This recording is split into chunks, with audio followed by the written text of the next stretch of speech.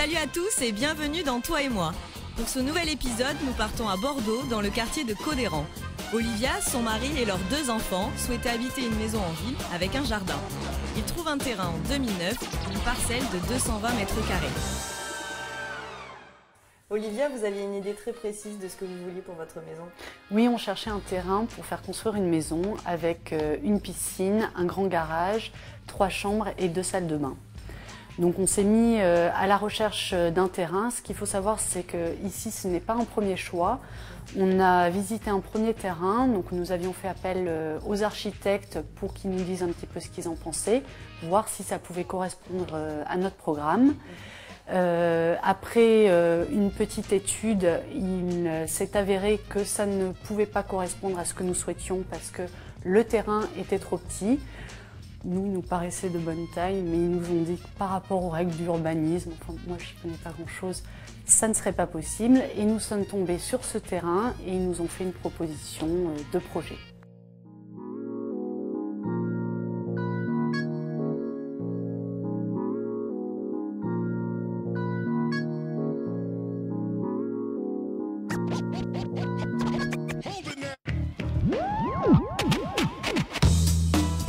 Charles Sartou et Béba Michard sont associés depuis leur sortie de l'école en 2006. L'agence S+M Architecte est spécialisée dans la maison sur mesure.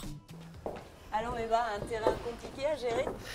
Oui, c'était pas évident parce que la réglementation dans ce terrain aurait permis de faire une maison beaucoup plus grande, mais il y avait des contraintes, il y a un règlement d'urbanisme et qui nous contraignait énormément quant à la surface à construire.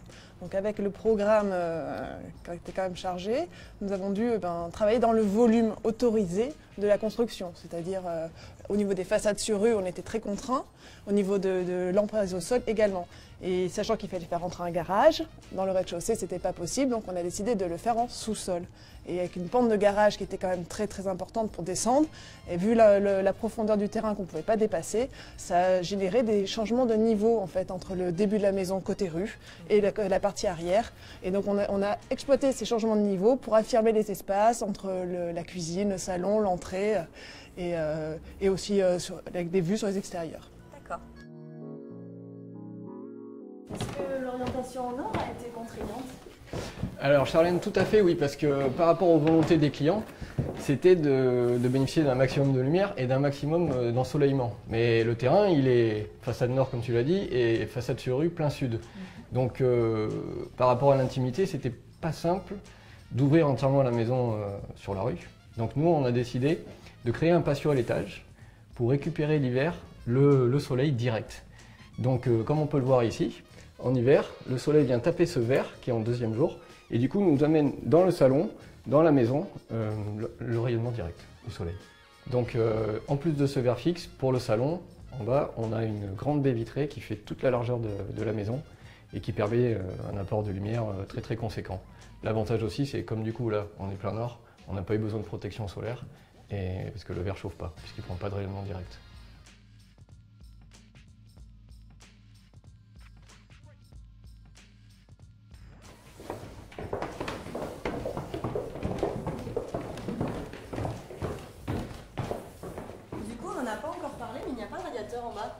Effectivement, sur ce projet, on a opté pour un plancher chauffant. Alors plusieurs raisons à cela. Première raison, comme on l'a vu tout à l'heure, il y a une très grande baie vitrée. Et cette grande baie vitrée qui est plein nord, ça devient une paroi froide. Donc pour éviter ce sentiment, on a voulu une chaleur très homogène, ce qui est le cas avec un plancher chauffant, vu que ça chauffe partout. Et du coup, pour éviter cette paroi froide en premier lieu. Deuxième chose, les clients ils étaient un peu traumatisés par le froid, si on veut. Du coup, dans des vieilles maisons, tout ça, du coup, ils voulaient quelque chose de très homogène et d'efficace. Donc le plancher chauffant, c'est vraiment une solution très bien. Et dernière chose, pas de radiateur sur les murs comme tu l'as dit. Encore une fois, il n'y a pas énormément de murs, puisque c'est un espace très ouvert, il y a une grande baie vitrée. Du coup, quand on veut mettre un ou deux meubles, tout ça, c'est un avantage.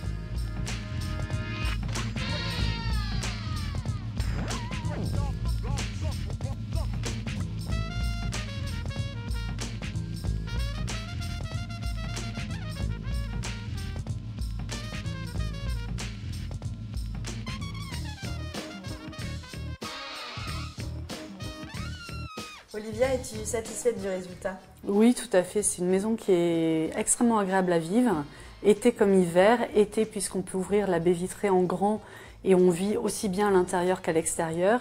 Et en hiver, il y a vraiment, par la paroi fixe, toute la lumière qui rentre et la maison est extrêmement lumineuse, même en plein mois de janvier.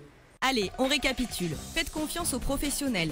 L'architecte connaît les réglementations et sait les interpréter. Une orientation au nord n'est pas rédhibitoire, l'architecte saura s'adapter pour vous apporter un maximum de lumière. Enfin, pour chauffer votre maison, à chacun sa solution.